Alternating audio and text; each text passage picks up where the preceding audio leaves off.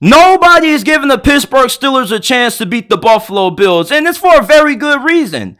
You know, the quarterback play for the majority of this season hasn't been that good. Defensively, outside of their pass rush, everything else on Pittsburgh's defense is a huge liability. The linebackers can't cover anybody, but Joey Porter Jr. can cover nobody. It's just, this Steelers defense is only great when they're able to generate a consistent pass rush. And you're going to be without TJ Watt in this game. But even though the Steelers have some limitations, I don't think they should be underestimated. All right, they definitely do have a shot at being able to pull off this upset. And I'm going to tell you guys why. First of all, you're going up against a quarterback that just loves giving away gifts. All right, for Josh Allen, Christmas is all season long for him. He just loves gifting opposing teams extra possessions, and he's going to give the Steelers at least 2 turnovers in this game. Pittsburgh has to take those turnovers, and they have to turn those into touchdowns. You can't walk away with field goals in a game like this, all right? You got to turn Josh Allen's mistakes into opportunities. One man's misfortune is another man's opportunity. That has to be the mantra for Pittsburgh. If you can come away with 2 interceptions off of Josh Allen, although your secondary isn't that great, just with how aggressive he is and his gunslinger mentality, he's going to give you a couple. So you get 2 interceptions. If you can turn those into 14 points, boom, you're in the ball game. And then you just need your defense to maybe get 2, maybe 3 extra stops. And your offense, with how well Mason Rudolph has been playing, if you can maybe get a couple of field goals out of those, boom, you got 20 points. I can't see Buffalo offensively scoring like 30 points on Pittsburgh's defense. Yes, they do have a lot of liabilities. Their linebacking core isn't good. Their secondary isn't good. But at least you know that with Mike Tomlin being on the sidelines, being a defensive-minded coach, you would expect for this defense to at least stop Josh Allen at least 2 or 3 times in this game. And they can score in the other drives. You know, Buffalo is really effective offensively, but there's an opportunity for the Steelers defense with how good their pass rush is. Like, yes, they don't got TJ Watt. And everybody says when you don't got TJ Watt, like, you got a great chance of losing. Like, yes, that is true, but what people also lose out is that when TJ Watt played against the New England Patriots and the Arizona Cardinals, 2 of the worst teams in the NFL, the Steelers still lost. You see, you still got Cam Hayward. You got Alex Highsmith. There is still a lot of talent on the defensive line of the Pittsburgh Steelers. And they're going to be able to get a couple of sacks on Josh Allen and get this ball back to this offense. And the Steelers aren't a bummy team. Like, they're not a shit team. Pittsburgh has enough talent offensively that they should be able to put points on Buffalo's defense as long as you get some of that Mason magic. You see, another key to the Steelers pulling off this upset is that you need that Mason magic not to fade away in this game. Now, I don't know when the Mason Rudolph insanity run is going to end. Hopefully it never ends. But you need it to keep going in a game like this. The reason why the Steelers have looked as good as what they have been, not just the last 3 weeks, but hell, this is the best offensive performance that the Steelers have put on display the last couple of weeks that we've seen out of this offense in what? Nearly 2 years pretty much.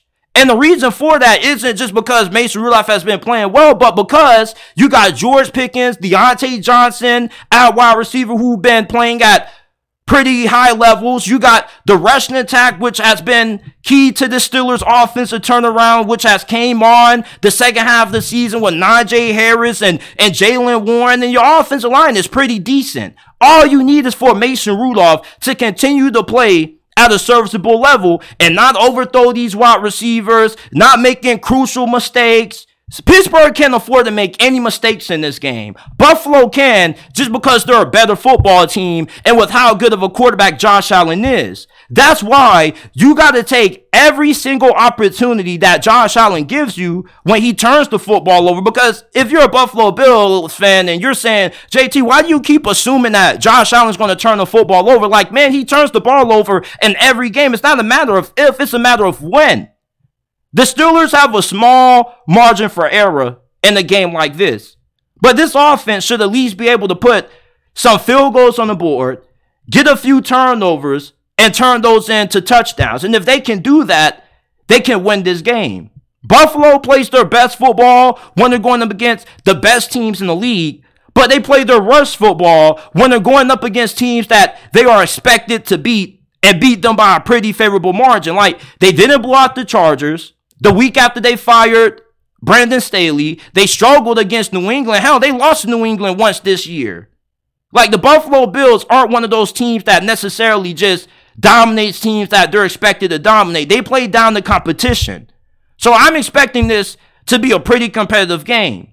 All right. Now, if Buffalo blows out Pittsburgh, it happens because Mason Rudolph doesn't show up. That Mason magic wears off and the defense just gets absolutely obliterated. You can generate no pass rush at all. And even if Josh Allen gives them a couple of interceptions, Buffalo's defense, as good as how it's played this season, was able to bail out Josh Allen like they did several times against the Miami Dolphins and keep the Pittsburgh Steelers from capitalizing off those mistakes.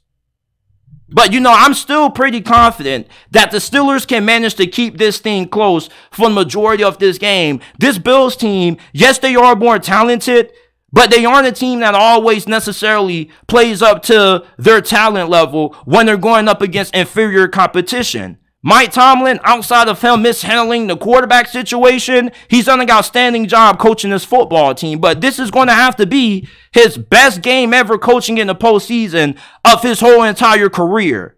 All right, we need Mike Tomlin to have a great game plan for being able to contain Josh Allen. You can't let this dude run all over the field, running guys over, trucking guys like he's playing Madden 25, looking like Marshawn Lynch at quarterback. And it's really going to be hard to get too many stops on this Bills offense. All right, even you getting 2-3 stops defensively, plus with the turnovers, the Bills are probably still going to score a majority of their possessions. The offense out of Pittsburgh, it's all going to come down to how well Mason Rudolph is going to be able to play in this game. All right, if he plays like how he has the last 3 weeks, the Steelers have a chance. There's way too much talent offensively for the Bills defensively to just shut this offense out as long as you get some of that Mason magic. All right, George Pickens, all you got to do is throw the damn ball to him and he can either must somebody 50-50 or he can make something happen after the catch. Deontay Johnson is one of the best route runners and pure separators in the National Football League. And Najee and Jalen Warren, they're going to have a factor too. This is an offense that is able to play complementary football, which is key in the postseason. Now, Buffalo, I most likely am expecting them to win this game, and I'm going to take them to win this game, even though I am a Steelers fan.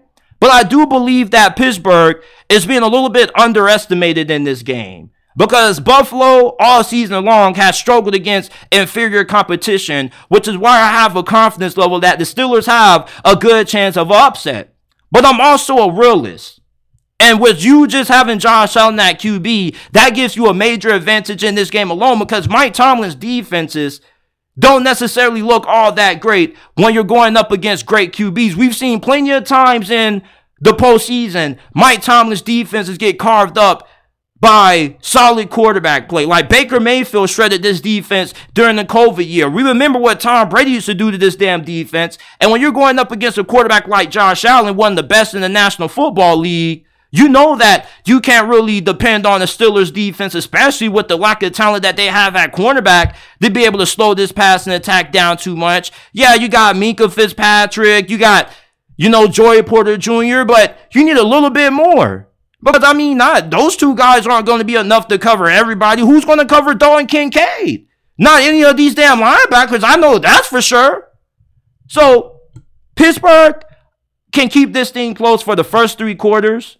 And it's probably not even the first 3 quarters. Like, this game overall could possibly be very close. I expect them to cover that plus 10.5. But I'm not expecting them to win because when the game is on the line and Josh Allen has the ball in his hands, I trust him to get it done. He may be reckless at times, but one thing about it is that when you need Josh Allen to win the game and he needs to engineer a game-winning drive to give the Bills the victory, he comes through the majority of times. And this defense, with how bad this secondary has played, even when they've been fully healthy, they haven't been anything to really give me any confidence that they're going to play good enough to slow down Josh Allen when it counts, when the game is on the line. And without TJ Watt, that's going to be a major loss too. Like, I didn't want to make it seem like I was just trying to downplay not having TJ Watt in this game, especially when it gets close late and you need a big sack on Josh Allen to, give yourself a chance of winning it. If you don't have TJ Watt, that also gives the Bills a huge advantage. And plus, the Bills also should have success running the football on the Steelers defense, because your linebackers, not only are they bad against the pass, but they haven't been great against the run. At Buffalo now, with the way James Cook has been playing, this is an all-around complete offense. As long as you don't have one of those games from Josh Allen when he just implodes on himself and he has multiple turnovers. Like, the only way I see the Bills losing this game is if they have multiple turnovers, or they play similarly to the way that they did against the Patriots and the LA Chargers, and the Steelers offense just has one of those games from Mason Rudolph where this dude just goes completely flawless. He goes like 23 or 25 passing for 285 passing yards and 3 touchdowns, no picks. You need more out of Mason Rudolph than what you need out of Josh Allen, if that makes sense. You feel me? Josh Allen could still have an off game and win this thing because of how great Buffalo's defense is. And yes, the Steelers' offense is more talented than what people are going to give them credit for, but the Steelers' offense that is a little bit shaky, and they don't always look all that great, especially when you look at how they played against the Baltimore Ravens. Yeah, the conditions weren't all that great, but still, there were a lot of points that were left off the board in that game. So I'm taking Buffalo to get the win. I like the Bills.